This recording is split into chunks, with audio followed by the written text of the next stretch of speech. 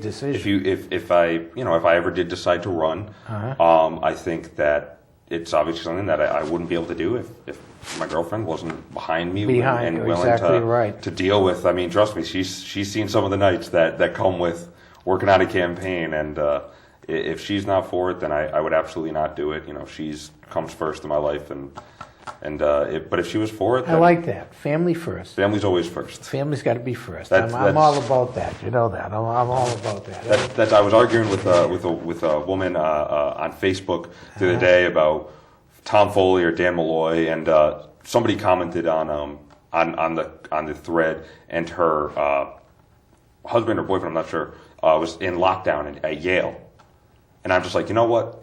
We can put everything aside. We can put our disagreements about the governor, Tom Foley, everything aside. You take care of your family first. You take care of your family first. And then the rest comes. And the rest comes. That's exactly right. It has to be that way. Should be that way. It's not always that way with people. But it absolutely, in Father's mind, that's the way it goes. There is no family always first. I like that. So I'm seeing, okay, we're going to see after the election, we'll see what happens, okay, and if family, however family comes out, then we see where Zach's going. Your job, how do you you're with the union, how do you like? I love it. I've never been happier. I grew up in a union family. I grew up, with my dad taking me to rallies and union events, from when I was 5 years old, and I spent my summers in the tech schools when he was teaching and making sure, all the teachers had everything they need and the students were taken care of. And I've never been happier to be working on the right side of the table. As I put it, I had to negotiate contracts, not negotiate, but I had to be part of the negotiating team, And I remember just sitting there and thinking... I know. I used to tease you about some of that stuff. You were on the wrong side. I always knew you were uncomfortable, and you were on the wrong side of that. You needed to be on the other side of the table. I was happy to serve my community, but I think that I grew up a union guy. I'm going to die a union guy. And that's really being able to. People don't understand the union. That's what you're saying. People think the union's all about themselves. No, it's about making a better world. It's making a better world, fair wage. When you look back at how unions started and how they've evolved, it wasn't about just getting it for the members. It's about making a better world for everyone. Everybody. If people are making more money in a union, everybody's making more money. Exactly. You wouldn't have a weekend off if unions didn't exist. People don't think that. They don't understand the history, because it's so easy that, I saw a picture of a union guy asleep at his desk, look at that fat slob. He's getting how many union men died? Yeah, how many, and that's the problem. For child labor laws. Absolutely. We had a union member he was doing nothing, but he woke up, he went to work, he went to go work to make our roads safe, and he got hit by a limousine, and he died. And that family is never going to be the same again. Mm-hmm. And you think about that, and it's just, that guy just got up and went to work, and people call him greedy. People call him selfish because he thought, hey, I deserve a fair wage. I deserve benefits to give health care to my children, to my wife, to my family. I deserve to have a good retirement security. Nothing drives me up a wall more than hearing people go, oh, all those union people got benefits and I don't, so they don't deserve theirs. No. That's not the conversation. Let's talk about how we can get you yours. Let's talk about how we can organize your workspace. Let's talk about how we can get you a good retirement. Let's talk about you good health care, you good wages that you earn, that you deserve. So you can send your kids to school. Yeah. So you can get a good education. And that is really... I think, look at it this way.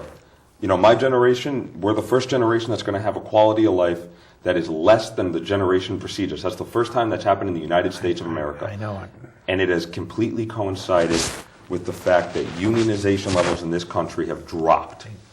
And they've dropped because millionaires, the Koch brothers, these millionaires that are trying to tax the sun. They're trying to get rid of subsidies. I know. For solar panels, so that there could be a tax on the sun. There is nothing that these guys won't do to make more money.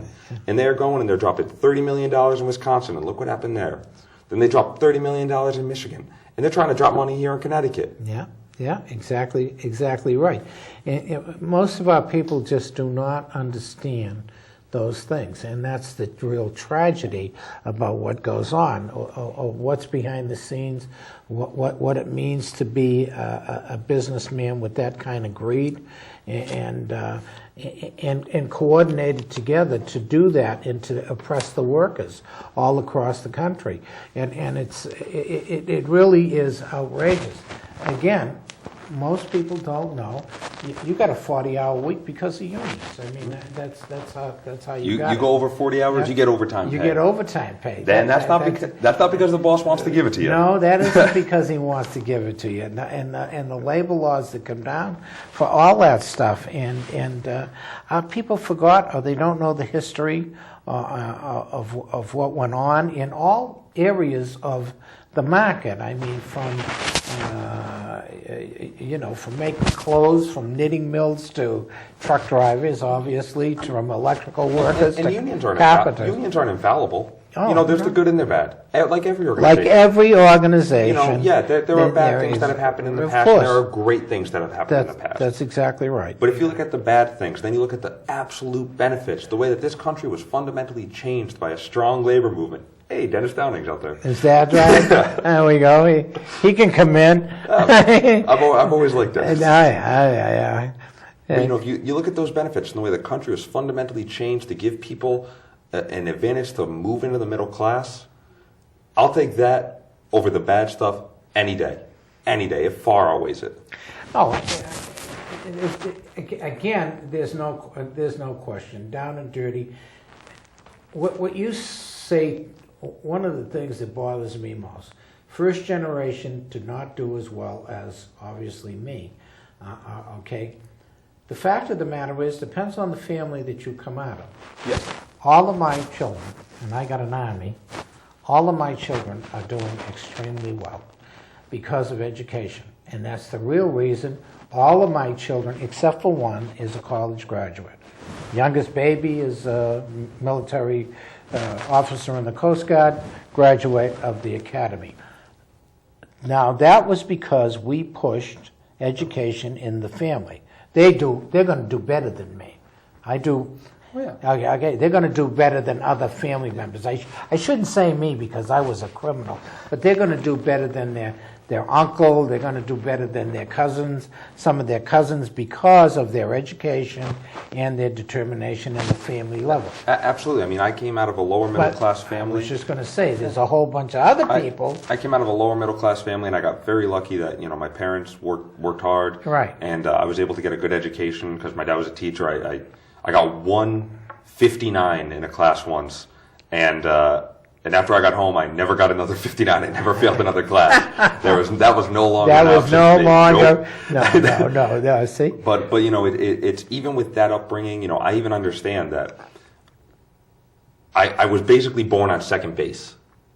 I was born on second base. Yes. I can't act like I was born on home plate. No. There are some people that's the problem. That they're born on second base, they're born on third base, and they say, I hit a double, I hit a triple. No, you didn't. No, you didn't. Your life is fundamentally better. Right. I know that my life, where I started out, even though we were lower middle class, doesn't compare to the child getting brought up in the Federal Street housing projects or the Crystal Avenue housing projects. We weren't born on the same level. That's right. And yeah, I think we can both achieve to the same level. But I also understand the realities of it, that's always not the way it works out. They got to go through first. They got to get to second. They got to hit that. They got to run to first, get through first to get to second. Absolutely. You're exactly right. You're a second baser like most of my kids, maybe even third. Okay, and I have to make sure. I did make sure. I don't have to anymore. They're all older. Okay, my youngest being 29. Okay. From 50 some odd to 29. But they had to be taught that your advantage was far greater than these other individuals. Far, far greater. You know, these other individuals didn't have computers or stuff like that when they were born. They didn't have the fundamental dietary stuff that you had. They didn't have the starts in the schools you had. They didn't have teachers as mothers and stuff like that. They did not have that benefit to start out, and that's the importance. And that's what I was trying to say, you know, when I was talking about public service or service to community, either through outside organizations or serving in government.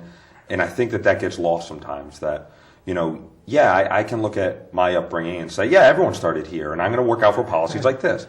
But that's not true. That's not even remotely true. No, exactly. And it's not reality. Is, you know, if you're a government, you have to take care of those people that were born at home. And you have to take care of the people that were born on first base. And you have to take care of the people that were born on second. And you got to take care of the people that were born on third. Right, exactly. You know, right, exactly. You can't just say everyone that was born on first base or home, you're on your own. Deal with it. Figure it out. This is America. Pull yourself up from the bootstraps, because that's not the way it works. No. Some people don't have the straps. We say it all. If you don't have the straps on the boots, you got to have the boots. I was just going to say, you need the boots to begin with. I mean, I love that. Pull yourself up by the boot. What if you got no boots? Never mind the straps. Right? Yeah, this is my audience right here. Obviously, New London is where Father focuses on and everything else. And one of the reasons I have Zach here, because I want to make sure that I have this type of stuff, because I want Zach to run. I really do. This next election here is, you know, my priority is to make sure that Mr. Finozio doesn't get in. I'm sure there are many people that vehemently disagree with you about me running. Well, no, I don't think so. I think you'd be surprised. You got to be, because you were with his administration and stuff like that. There probably is a lot of people, but within that, there were a lot of people who understood that there were some quality people that he hired, and it was good. And again, Murray, I have Murray's tape. That Murray knew that you were one of the best appointments that he made, and you worked for the mayor, and you had to deal with where you are. But it's a different thing. I'm talking about the individual who Zach is. I'm talking about the individual who went to school, is getting his master's program, is a union brother like I am. I ain't worried about I can forget about the Finozio trim down the road, you know, as I can with some people. Politician, when I look at a politician, I need to know that he's caring for the people that need to get to first base. Absolutely. Okay, because my people they're not there. Yeah. The vast majority now, the people who follow street talk and stuff like that are probably second bases, working class people. Well, not probably. I pretty much know. But that the care that we concerned about is marginalized. Oh, absolutely. I mean, the closest thing I could ever relate to anyone like that is that I was out of work for about a month when I first moved here, because the job I was going to get fell apart. The restaurant didn't open, and then I got a job at a new restaurant where I wasn't making a lot of money, and I had to pawn half my belongings, to basically just feed myself and just kind of figure that out, and buy the large pizzas so I could have 2 slices for dinner, two slices for breakfast, 2 slices for lunch, and I'm set. And I just remember living that way and going, man, this is rough living. It's rough. This living. is rough living, and I could not imagine having a lifetime of that. Exactly right. Your whole life, and no hope. Yeah, no hope. You always had hope. You always knew where you're going.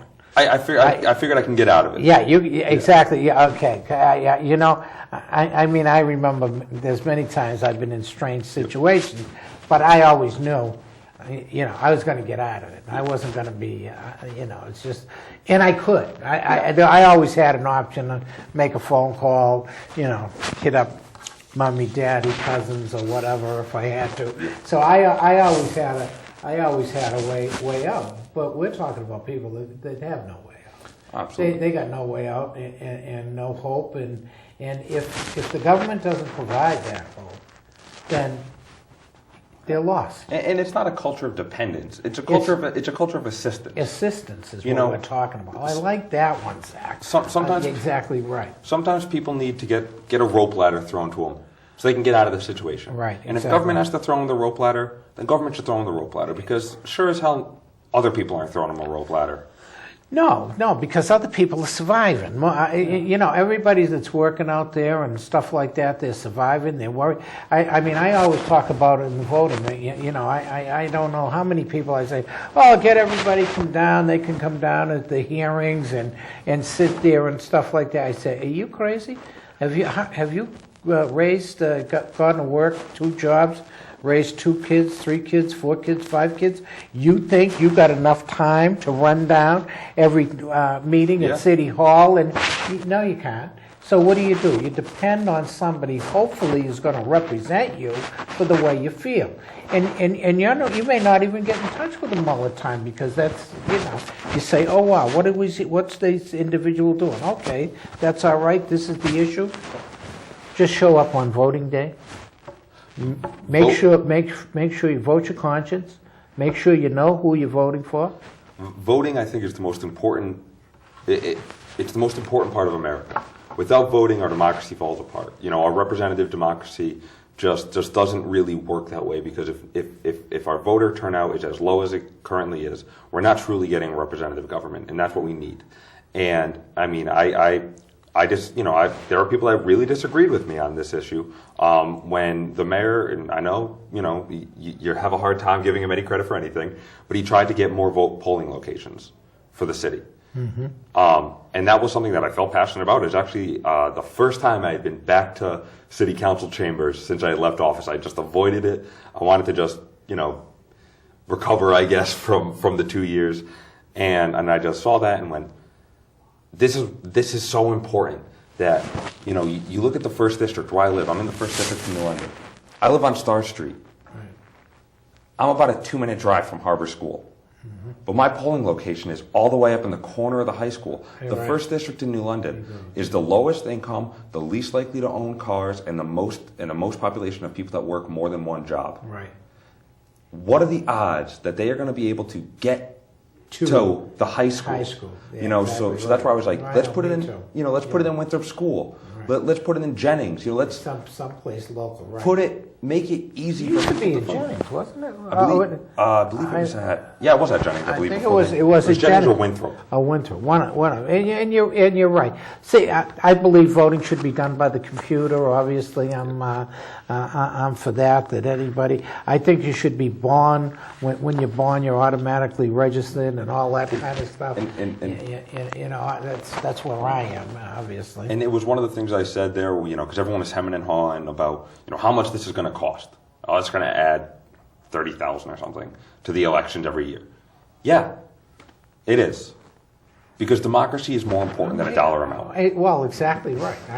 Well, if you've got nothing, the most powerful thing you have is your vote. Absolutely. Okay? I mean, and even if you have stuff, the most powerful thing you can do is vote. Yeah. Or get others to vote with you.